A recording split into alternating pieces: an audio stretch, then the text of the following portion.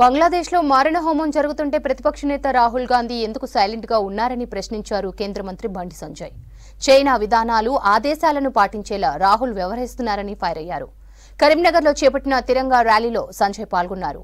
నెహ్రూ కుటుంబానికి భజన చేసేలా కాంగ్రెస్ దేశ స్వాతంత్ర్యాన్ని వాడుకుందని ఆరోపించారు. జమ్మూ కశ్మీర్ దేశంలో అంతర్భాగం కాదనే కాంగ్రెస్ ఆర్టికల్ 370 తెచ్చిందన్నారు బండి సంజయ్.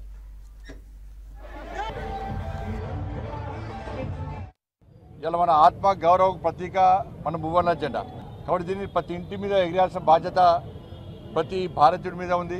వాళ్ళ మహనీయుల త్యాగాలను స్మరించుకోవాల్సిన అవసరం ఉంది. వాళ్ళ త్యాగాలను తెరమరుగు కాకుండా చూడాల్సిన బాధ్యత ఉంది. ఇన్ని సంవత్సరాలు ఈ దేశాన్ని పాలించినటువంటి కాంగ్రెస్ పార్టీ, బాబాసాహెబ్ అంబేద్కర్ గారు ఒక గొప్ప మనసుతో, ఒక గొప్ప ఆలోచనతో మహోన్నతంగా ఒక గొప్ప రాజ్యాంగాన్ని అందించినటువంటి మహనీయుడు బాబాసాహెబ్ అంబేద్కర్ గారు.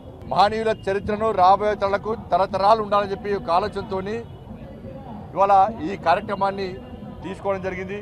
ఈ పరిస్థితుల్లో మహనీయుల త్యాగాల గురించి సెమినార్ నిర్వహించడం, మహనీయుల త్యాగాలను సమాజం చూపెట్టే ప్రయత్నం చేస్తా ఉన్నాం మేము. కానీ బాబాసాహెబ్ అంబేద్కర్ స్ఫూర్తిగా తీసుకొని ఈ దేశంలో నరేంద్ర మోడీ గారి పాలన కొనసాగుతున్నది.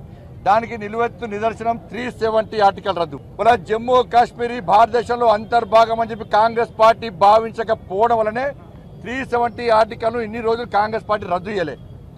ఇలా భారతీయ జనతా పార్టీ ప్రభుత్వం వచ్చిన తర్వాత నరేంద్ర మోడీ గారి నేతృత్వంలో 370 ఆర్టికల్ రద్దు చేసిన విషయాన్ని మనం గుర్తుంచుకోవాల్సిన అవసరం ఉంది. అలాగే బంగ్లాదేశ్లో అంత దారుణ మారణం జరుగుతుంటే రాహుల్ గాంధీ అనే వ్యక్తి ఇంతవరకు మాట్లాడతలేడు. జాతీయ పతాకాన్ని సగౌరవంగా ప్రతి ఇంటి మీద ఎగిరేయాలి.